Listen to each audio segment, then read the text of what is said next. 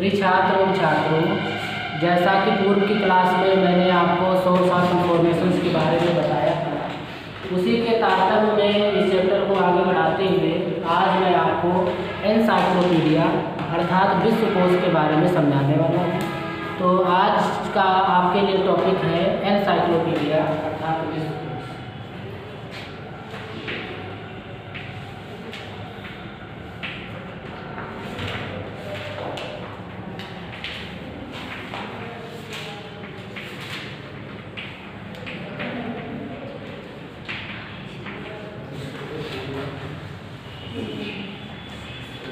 ये आज का आपका टॉपिक है। इसमें हम आपको बताएंगे कि विश्वकोश क्या है, किस तरीके से इसको समझना है, आपके लिए किस तरीके से उपयोगी हो सकता है। इस संदर्भ में आज हम इसमें चर्चा करने वाले हैं।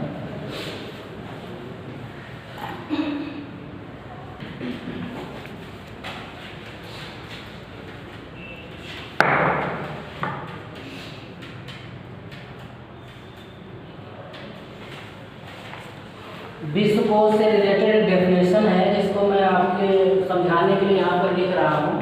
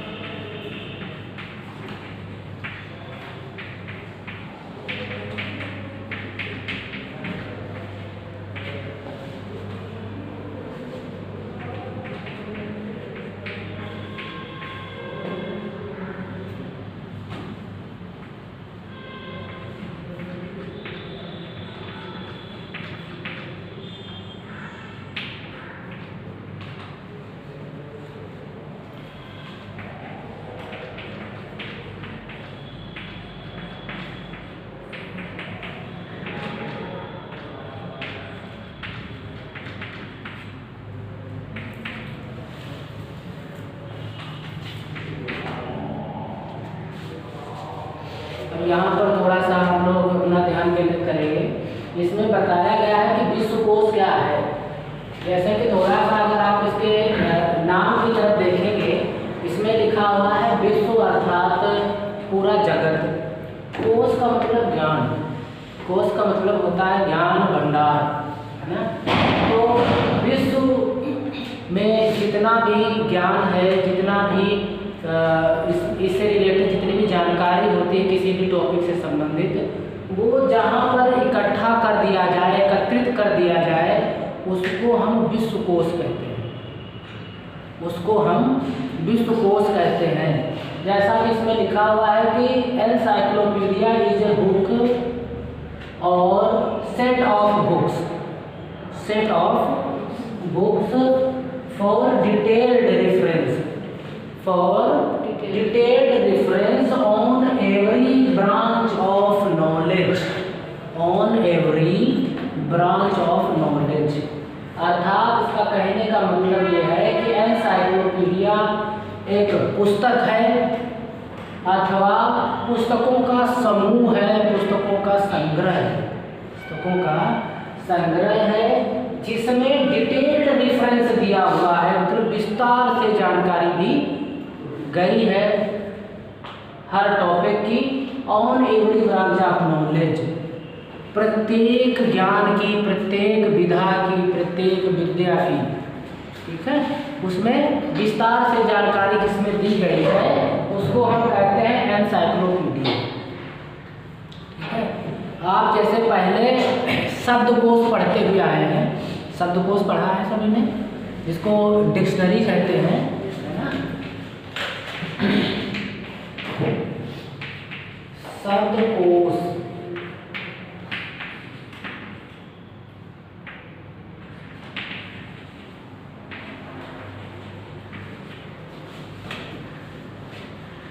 डिक्शनरी, ठीक है। तो डिक्शनरी में क्या होता है, वहाँ पर जितने भी शब्द होते हैं उन शब्दों को इसमें समाहित किया जाता है, इसमें शब्दों को समाहित किया गया है और उनके बारे में समझाने का प्रयास किया गया है कि उसका मीनिंग क्या है। यही तो डिक्शनरी में होता है।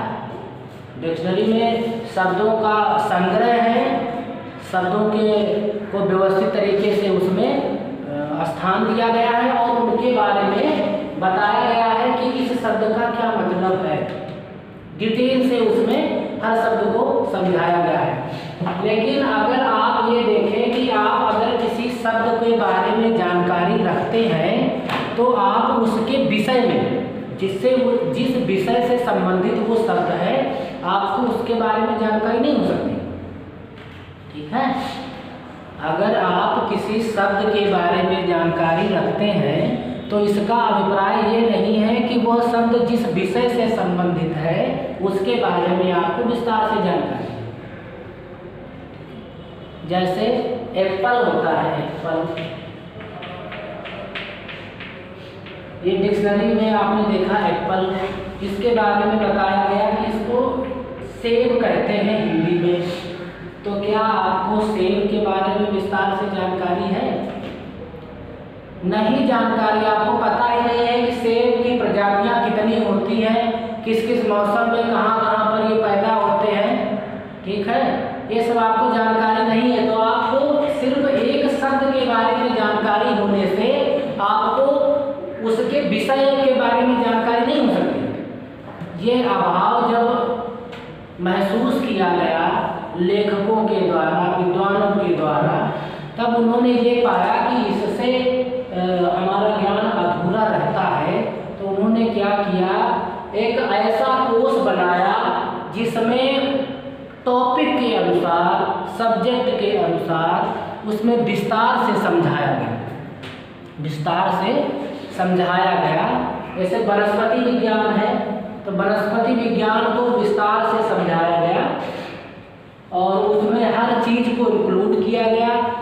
इसमें देखो डेफिनेशन का डिटेल रेफरेंस, डिटेल का मतलब विस्तार से, कोई अंश कोई चीज उसमें छूटने नहीं पाई और उसमें हर पार्ट को हर एंगल से उसमें समझाने का प्रयास किया गया।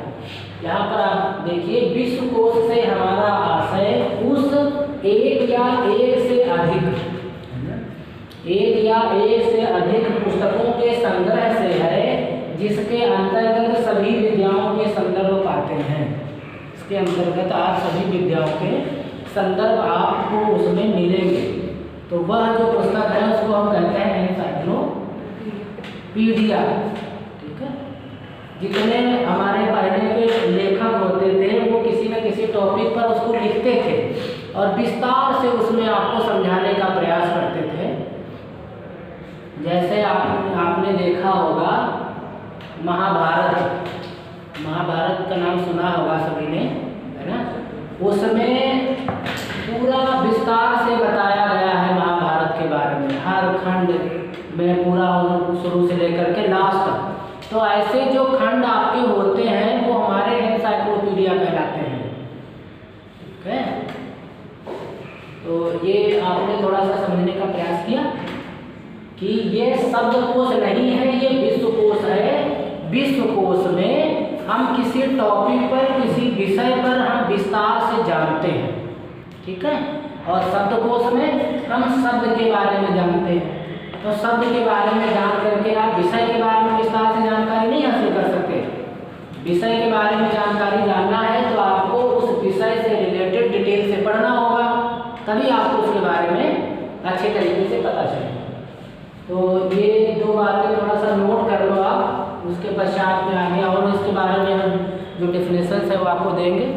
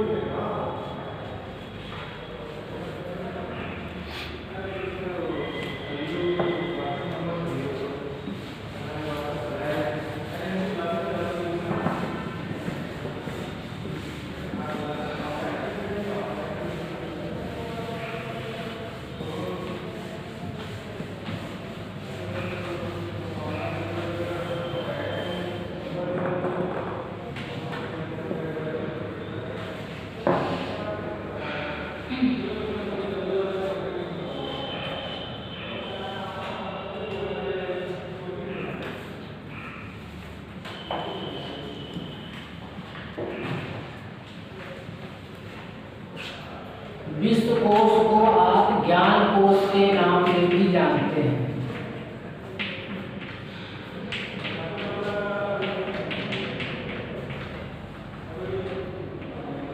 ठीक है, अब विश्व से अभिप्राय आपको ऐसा लगता होगा कि ये तो विदेश की बात है, विश्व की बात है, तो ऐसा इसमें नहीं है। इसमें हर जगह के टॉपिक को इसमें समाहित किया जाता है। ऐसी बुक होती है, इसमें सब के बारे में विस्तार से लिखा जाता है। ठीक है, तो विश्वकोश मतलब विश्व में जितना भी ज्ञान है वो जहाँ समाहित होता है उसको विश्वकोश कहते हैं। ठीक है, तो ज्ञान की वजह से उसको हम कहते हैं, तो इसको हम ज्ञान कोश भी कहते हैं। इसको हम ज्ञान कोश के नाम से भी जानते हैं। अगर हम यहाँ पर आपको बताना चाहेंगे कि विश्वकोश का जो अर्थ क्या होता है।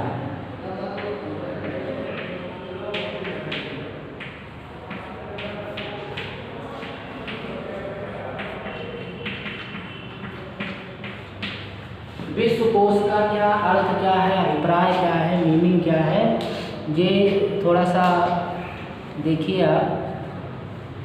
इससे अभिप्राय है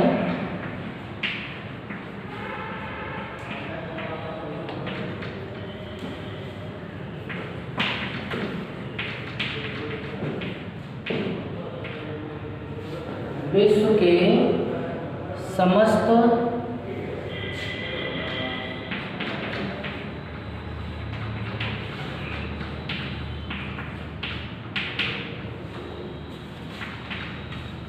के समस्त ज्ञान के भंडार जहाँ पर उपस्थित होते हैं उसको हम कहते हैं विश्वकोश। ये इसका मेन अर्थ है आपके विश्वकोश का। विश्व के समस्त ज्ञान के भंडार या ज्ञान का भंडार जहाँ समाहित किया जाता है, इकट्ठा होता है, वो हमारा एनसाइक्लोपीडिया कहलाता है।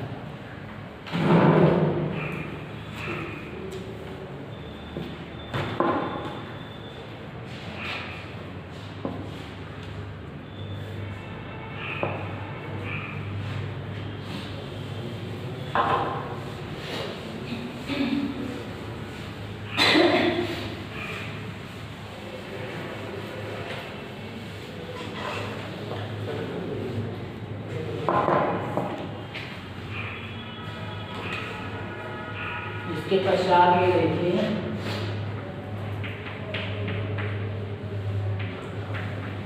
अनेक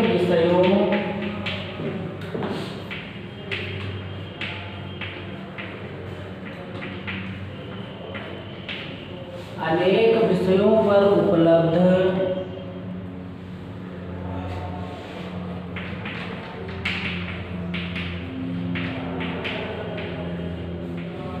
ऐसी पुस्तक।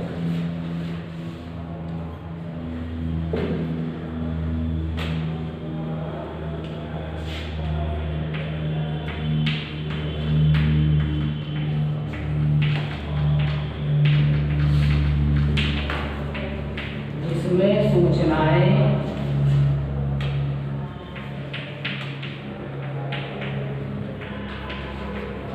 वर्णमाला के क्रम में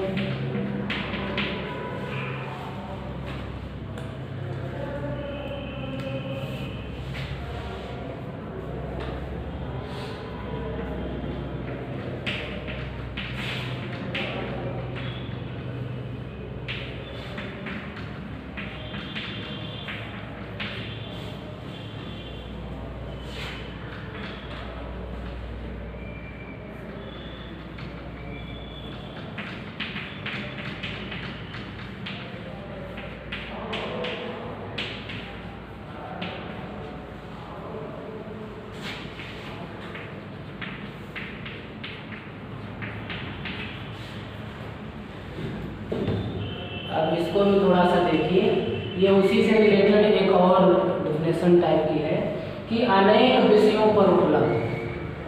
हमने बताया कि एनसाइक्लोपीडिया में क्या कहते हैं, बहुत सारे सब्जेक्ट होते हैं, बहुत सारे टॉपिक होते हैं और डिटेल में बताए जाते हैं, है ना।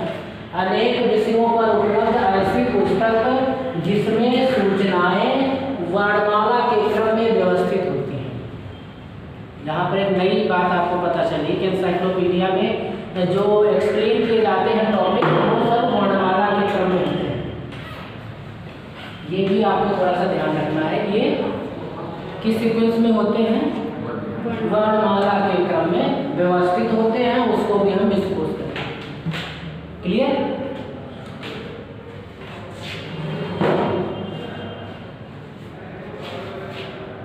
अगला आप देखिए,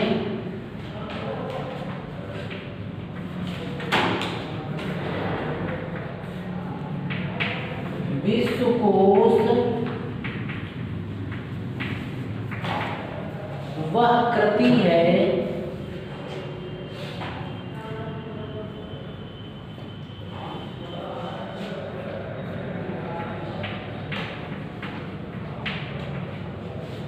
विश्वकोश वह कृति है जिसमें सभी ज्ञान की शाखाओं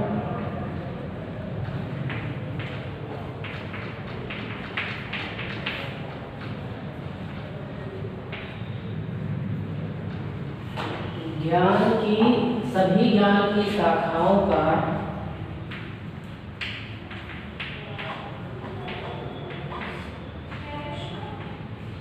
सन्निवेश होता है।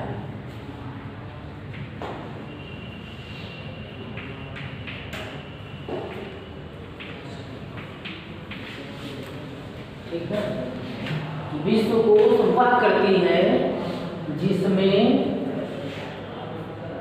सभी ज्ञान की शाखाओं का सन्निवेश होता है। ठीक है, इसका भी अभिप्राय ऐसा ही है। इसमें भी यही बताया गया कि विश्वकोश कृति का मतलब रचना, एक पुस्तक है ना, ऐसी है जिसमें सभी ज्ञान की मतलब जितने भी सब्जेक्ट टॉपिक होते हैं सब इसमें समाहित किए जाते हैं, उसको हम विश्वकोश कहते हैं। किसी को कोई प्रॉब्लम तो नहीं है? सन्निवेश मतलब समाहित किया गया है, जिसमें ज्ञान की सभी शाखाओं को, ज्ञान के सभी टॉपिक जितने हैं, सब्जेक्ट हैं, उनको समाहित किया गया है। सन्निवेश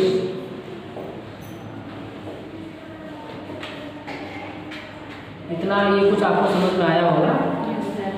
लिखना चाहे तो आप लोग थोड़ा सा इसको नोट भी कर सकते हैं रेफरेंस के लिए, यदि आप चाहते हैं कि हम अपने उसमें थ्योरी में लिखना चाहें तो लिख सकते हैं।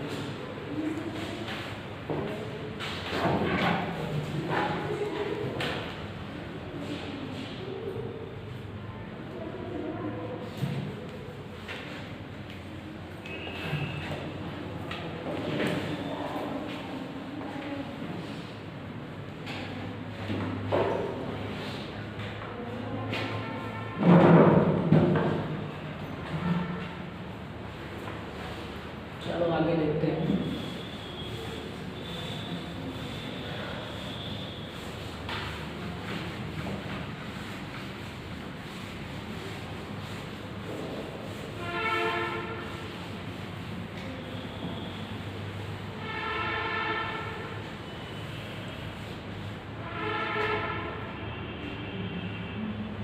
अब यहाँ पर बात करते हैं कि ये एनसाइक्लोपीडिया शब्द कहाँ से आया, जन्म कहाँ से हुआ इसका, ये थोड़ा सा इस पर इस टॉपिक पर चर्चा करते हैं। तो जो एनसाइक्लोपीडिया शब्द है, ठीक है, ये शब्द आपका एक ग्रीक भाषा होती है, उस ग्रीक भाषा का शब्द है। ग्रीक भाषा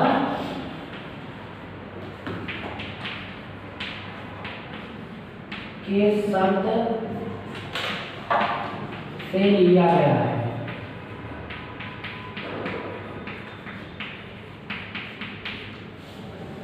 और वो ग्रीक भाषा का शब्द कौन सा है, ठीक है, ये थोड़ा सा उस शब्द का नाम है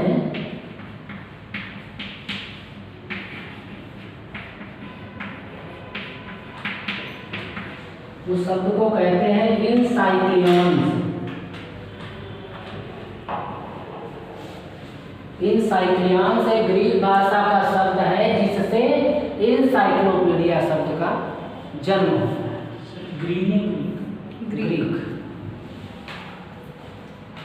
इनसाइक्लियंस शब्द से इनसाइक्लोपीडिया शब्द अवतरित हुआ है, इसी से लिया गया है।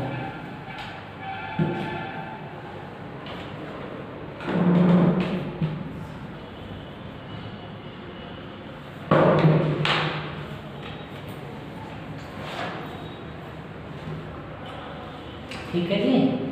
अब यहाँ पर जो एनसाइक्लोपीडिया शब्द आपको आपके सामने लिखा हुआ है, ये दो शब्दों से मिलकर के बनाया गया है, ठीक है। एनसाइक्लोपीडिया जो है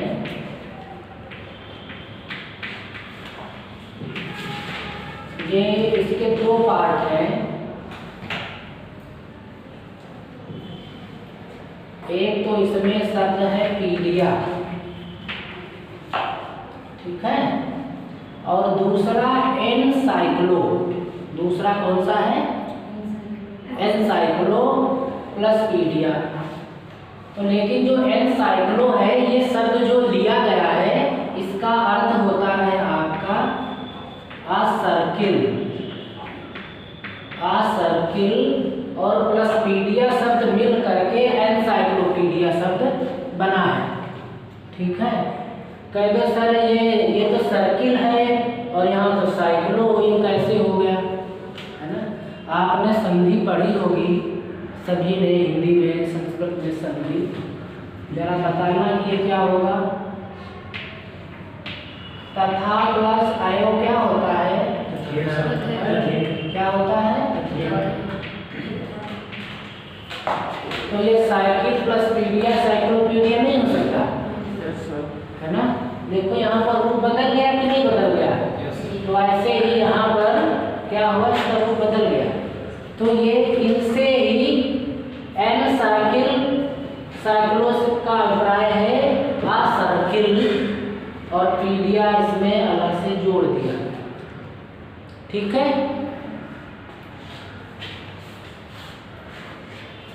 तो अगर हम आ सर्किल की बात करें तो इसको हम कहते हैं परिधि। अगर हिंदी की बात करें, सर्किल को क्या कहते हैं? वृत्त। वृत्त में क्या होता है? परिधि। और पीडिया को हम कहते हैं, इसका मतलब होता है एजुकेशन। क्या होता है? एजुकेशन अर्थात शिक्षा, शिक्षा या ज्ञान, ठीक है।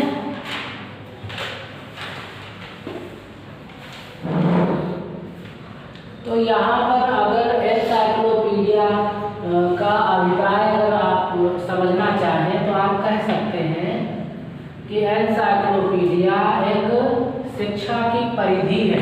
क्या है? शिक्षा की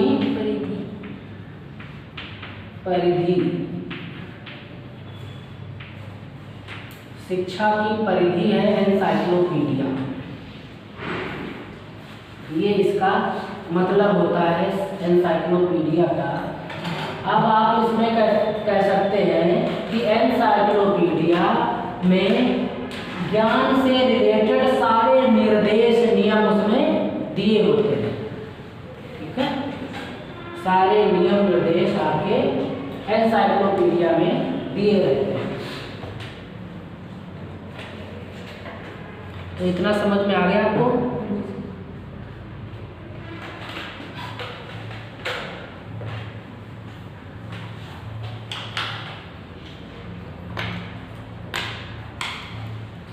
तो एनसाइक्लोपीडिया क्या है?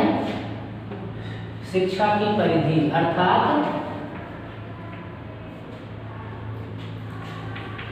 आप कह सकते हैं यह निर्देशों का संग्रह है। निर्देशों का संग्रह या ज्ञान का संग्रह, यही हम आपको बार बार समझाने का प्रयास कर रहे हैं। एनसाइक्लोपीडिया है। एनसाइक्लोपीडिया को आप निर्देशों अर्थात ज्ञान का संग्रह, ज्ञान की परिधि, या जो अभी हमने आपको बताया था ज्ञान का भंडार, ये सब आप इसको इसमें कह सकते हैं। तो एनसाइक्लोपीडिया है ग्रीक भाषा के शब्द से लिया गया है। वो शब्द कौन सा है? एनसाइक्लोपीडिया। और ये सर्किल प्लस पीडिया शब्द से बना हुआ है एनसाइक्लोपीडिया। और सर्किल का मतलब परिधि और पीडिया का मतलब एजुकेशन अर्थात ज्ञान। अब परिधि का मतलब ये है कि पूरे जगत में, पूरे विश्व में चारों तरफ, परिधि का मतलब परिधि यही है। सर्किल ऐसा होता है, ऐसा ही होता है सर्किल। अब यहाँ पर मैथ का फॉर्मूला हम लगा नहीं रहे कि इसका क्षेत्रफल क्या होगा। क्षेत्रफल का फॉर्मूला क्या होता है? पाई आर स्क्वायर। अब इसकी परिधि निकालनी है तो 2 पाई आर।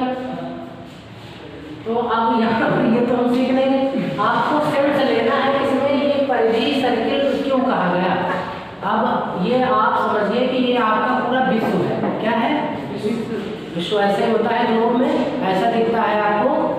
तो पूरे विश्व में जितना भी ज्ञान है, ज्ञान आपको दिख रहा है, उसकी शाखाएं, उसकी ब्रांचेस है, उनका संग्रह जहाँ पर किया गया है वो सब आपका एनसाइक्लोपीडिया में दर्शाया गया है। ठीक है, समझ में आया आपको? परिधि शब्द यहाँ पर क्यों लिखा गया?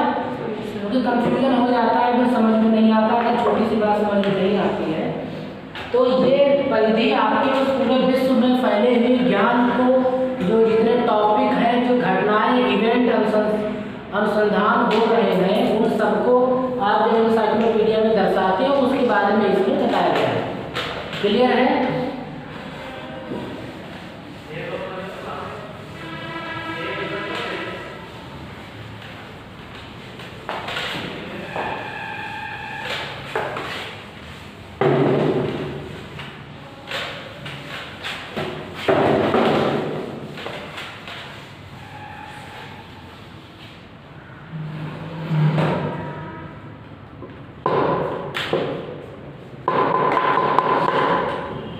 अभी हमने आपको बताया था कि एनसाइक्लोपीडिया में जितने भी सब्जेक्ट होते हैं वो सब वर्णक्रम व्यवस्था के अनुसार दर्शाए जाते हैं।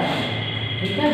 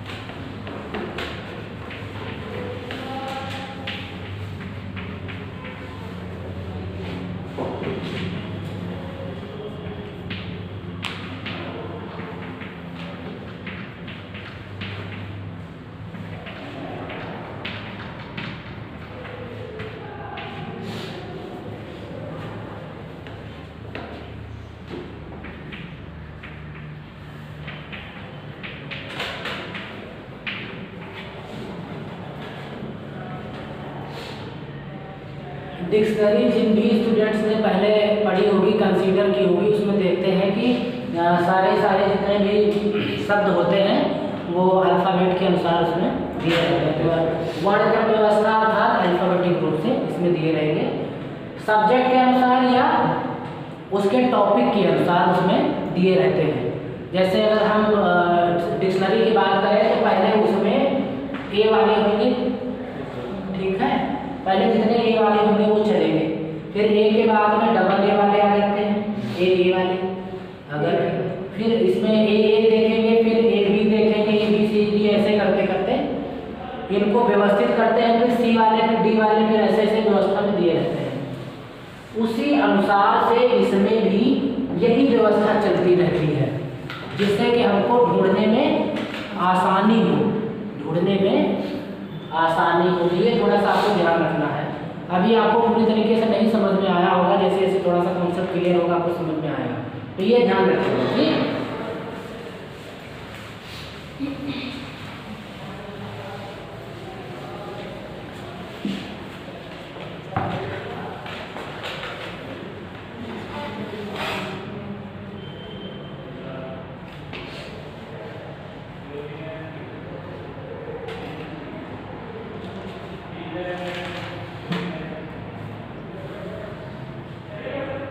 तो एनसाइक्लोपीडिया में अब तक आपने जाना कि होता क्या है एनसाइक्लोपीडिया। अब एनसाइक्लोपीडिया में आपको क्या क्या मिलेगा, है ना, क्या क्या आप उसमें देख पाएंगे, क्या क्या उसमें घटनाएं होती हैं, क्या क्या उसमें वर्णित किया जाता है, ये आज हम आपको इसमें बताएंगे कि एनसाइक्लोपीडिया में जितनी भी घटनाएं घटती हैं, ठीक है, घटनाओं का वर्णन इसमें होता है, जितने भी अनुसंधान होते हैं,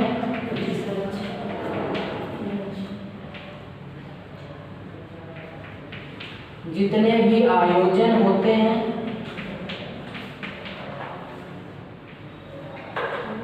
जितने भी आयोजन होते हैं वो सब इसमें, आयोजन मतलब कार्यक्रम, छोटे मोटे कार्यक्रम नहीं, जो रिसर्च के लायक हैं, जिनके बारे में जानकारी दुनिया में जगत के लोगों को होनी चाहिए। जैसे पर्व होते हैं, ओणम बहुत बड़ा त्यौहार होता है, तो ये ऐसे कार्यक्रम आयोजन है, दीपावली, होली, विस्तार से उसमें पूरा चर्चा उसमें की जाती है, हर चीज़ इसमें दर्शाई जाती है। तो इसमें घटनाओं, अनुसंधान, खोज, इवेंट जितने होते हैं वो सब आपको इसमें देखने के लिए मिलते हैं। सब कुछ आपको इसमें पढ़ने के लिए मिलता है, और जब आप इसको पढ़ते हैं जैसे, तो आपकी ज्ञान में वृद्धि होती है। चैप्टर आपको कौन सा पढ़ा रहे हैं? Source of information. तो सोर्स ऑफ इंफॉर्मेशन का मतलब है हम अपनी इंफॉर्मेशन को कहाँ से बढ़ाएं, है ना। तो एनसाइक्लोपीडिया आप पढ़ो, रिलेटेड टॉपिक आप पढ़ो जिनसे आपको लगता है हमारे लिए ये जानना बहुत ज़रूरी है और इनसे अन्य लोगों का भी फायदा हो सकता है, वो भी आप पढ़ सकते हो, अपने ज्ञान को बढ़ा सकते हो। घटनाओं के बारे में कोई रिसर्च, खोज पढ़नी है, जितने भी ये रिसर्चर लोग होते हैं वो कहाँ से नॉलेज लाते हैं? एनसाइक्लोपीडिया कंसल्ट करते हैं, पुरानी किताबें पढ़ते हैं और लेखकों की, तभी तो वो उनके आधार पर अपनी बात को कह पाते हैं, है ना। अब पुराने समय की बात कहनी है तो पुराने समय में तो अब उनके पास टाइम मशीन तो है नहीं कि पुराने समय में चले जाएंगे और वहाँ देखेंगे आदिमानव लोग कैसे रहते थे। उस समय के जो ग्रंथ हैं जिनके बारे में पहले के लेखकों ने लिखा है, उनका अध्ययन किया जाएगा, तभी तो पता चलेगा, तभी पता चलेगा कि आदिमानव लोग कैसे रहते थे, उनका रहन सहन कैसा था, खान पान, जीवन उनका कैसा था, कौन कौन सी खोजें करी, तभी उनको जानकारी होगी। कई राइटरों की बुकों को पढ़ेंगे, कई जगह से उसके बारे में जानने का प्रयास करेंगे, तब कोई रिसर्चर अपनी रिसर्च को आगे बढ़ा पाता है, अपने विचार अपनी एक नई पुस्तक के रूप में लिख पाता है। तो अगर आप चाहते हो कि हमको ज़्यादा जानकारी हो तो आप पढ़िए। जितने वैज्ञानिक लोग हैं, जितने अनुसंधान पहले हो चुके हैं, पहले उनको स्टडी करते होंगे, पहले उनको पढ़ते होंगे, समझते होंगे, उन्होंने क्या बनाया, क्या चीज़ देखी थी, कहाँ से नई चीज़ समझ में आती है कि ये इन्होंने नहीं किया। अगर हम इस पॉइंट ऑफ व्यू पर फोकस करें तो हम कुछ नई इसमें खोज कर सकते हैं, है ना। तो जितने भी रिसर्चर लोग, स्कॉलर लोग होते हैं, पढ़ने वाले, खोज करने वाले, वो सभी एनसाइक्लोपीडिया को कंसल्ट करते हैं और उसको अध्ययन करते हैं, उससे अपनी जानकारी को बढ़ाने का प्रयास करते हैं, ठीक है। तो ये घटनाएं हैं, कार्यक्रम अनुसंधान है।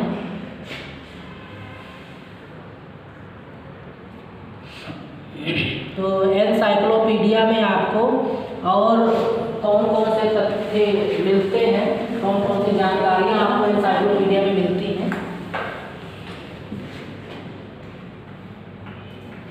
एनसाइक्लोपीडिया से आपको राजनीतिक,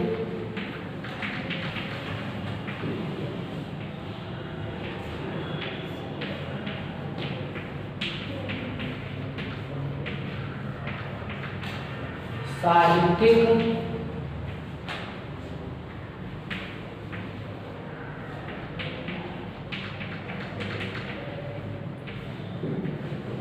वैज्ञानिक,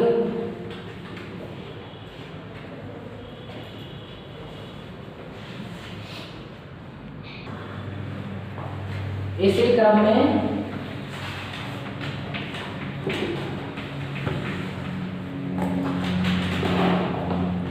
सामाजिक,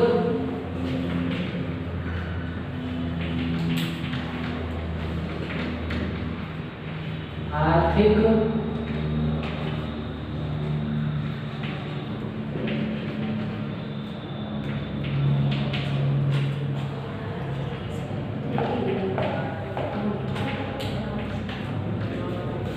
और चिकित्सकीय ज्ञान का ब्यौरा आपको यहाँ से मिलता है, इनकी जानकारी आपको यहाँ से मिलती है।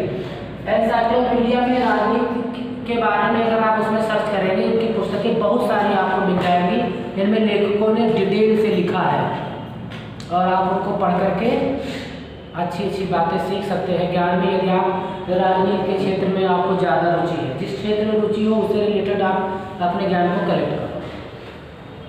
साहित्य के बारे में जानना चाहते हैं, साहित्य के प्रेमी है, रुचि है आपको, तो आपको यहाँ से जानकारी मिलेगी।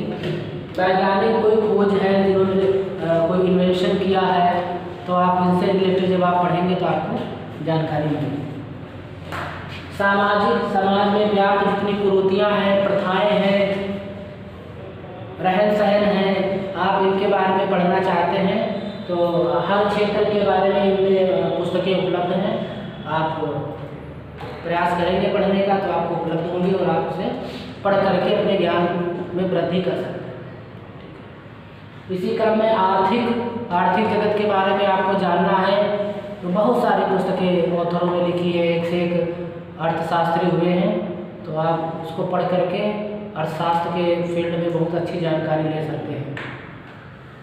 चिकित्सकीय जानकारी, अब चिकित्सा के फील्ड में आप बहुत सारे डॉक्टर्स हैं, एक से एक रिसर्चर हैं, जिन्होंने रिसर्च करके और हर जितने भी बीमारियों का ब्यौरा, उनके निवारण के लिए क्या आपको करना है, सब कुछ उसमें विस्तार से समझाने का उन्होंने प्रयास किया है।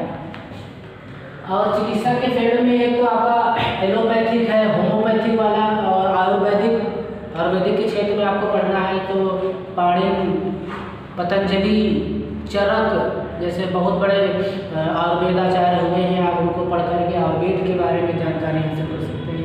तो चिकित्सकीय जानकारी हासिल होती है। बहुत ज़्यादा विस्तार से पुस्तकें उपलब्ध हैं, बस आप पढ़ने के इच्छुक हो, आप पढ़ने का जैसे प्रयास करेंगे आपको उसमें सब मिलेगा। तो ये फील्ड आपको उसमें देखने को मिलेंगे और इनमें भी आपको कंटेंट मिलेंगे, मतलब पार्ट मिलेंगे, इनके उप विषय मिलेंगे, टॉपिक के अनुसार ही आपको सीक्वेंस से उसमें आपको मिलते चले जाएंगे। नए नए जैसे भी कंटेंट आते रहते हैं तो उसमें ऐड होते रहते हैं। और अब तो इंटरनेट का ज़माना है, इंटरनेट पर तो आप जो भी टॉपिक आपको चाहिए आप तुरंत कर दीजिए, आप सर्च करेंगे आपको टॉपिक मिलेगा। आपको बहुत ही आसान है इंटरनेट के माध्यम से। और इंटरनेट पे तो बहुत सारे नए नए रिसर्चर लोग रिसर्च करके उसे अपना पब्लिश कराते रहते हैं। आप उसको स्टोर करके अपने सिस्टम में जब भी आपको समय मिले आप उसे पढ़ सकते हैं। बहुत से रिसर्चर लोग होते हैं वो पब्लिश नहीं कराते हैं, रिसर्च करके अपना नेट पे पब्लिश करते हैं, लिखते हैं, अपना अकाउंट बनाते हैं, अपना ब्लॉग क्रिएट करते हैं। तो जिस फील्ड में आपको रुचि है वहाँ से आप जानकारी ले करके उसको आप कर सकते हैं। ठीक है, तो एनसाइक्लोपीडिया का जो अध्ययन आपने किया, इतना आपने लगभग 50 मिनट की क्लास होने वाली है, आपको समझ में आया होगा कि विश्वकोश के अतिरिक्त मतलब संपूर्ण नहीं कर सकते हैं जो एनसाइक्लोपीडिया है। एनसाइक्लोपीडिया में आप ये नहीं कर सकते कि इसमें संपूर्ण ज्ञान है, संपूर्ण ज्ञान इसमें दिया गया है, क्योंकि ज्ञान कभी भी पूरा नहीं होता है ना, ज्ञान कभी पूरा नहीं होता है, ज्ञान को हमेशा बढ़ाते रहना चाहिए। तो एनसाइक्लोपीडिया में जो टॉपिक नहीं है, जो नई टॉपिक में से कुछ उपखंड नहीं है, वो आने वाले समय में रिसर्चर लोग रिसर्च करके खोजकर्ता वो उसको उसमें जोड़ने का प्रयास कर रहे हैं। समय आते आते धीरे धीरे वो पूरे हो जाएंगे, फिर नए टॉपिक आते रहेंगे। इस तरीके से आप कह सकते हैं कि एनसाइक्लोपीडिया अर्थात ज्ञान कभी भी पूरा नहीं होता है। तो आप लोग भी मुझे नहीं लगता कि पूरी रूप से ज्ञान के भंडार हो आप, इसलिए आपको भी अपने भंडार को थोड़ा थोड़ा सा भरते रहना चाहिए, जिससे कि पूरा ना भर सके तो कम से कम इतना हो सके कि आप जब फील्ड में कुछ काम करें तो आपके पास में सोर्स ऑफ इंफॉर्मेशन की कोई कमी ना हो। आपको इतना पता हो कि जिस फील्ड में हम काम कर रहे हैं उससे रिलेटेड जितनी भी जानकारी हो वो आपको पता होनी चाहिए, है ना। तो आशा करते हैं कि ये एनसाइक्लोपीडिया टॉपिक जो है आपको समझ में आया होगा, अच्छी तरीके से आपने समझने का प्रयास किया होगा। कहीं पर अगर कुछ समझ में नहीं आया है, कहीं पर आपको लगता है कोई डाउट है, तो आप हमसे संपर्क करें, पूछेंगे हमसे, हम फिर से आपको फोन करके पता करके आपको हम समझाने का प्रयास करेंगे। तो इसी के साथ में इस टॉपिक को हम यहीं पर समाप्त करते हैं और कल आपको एक नए टॉपिक के साथ में आपके सामने उपस्थित होंगे।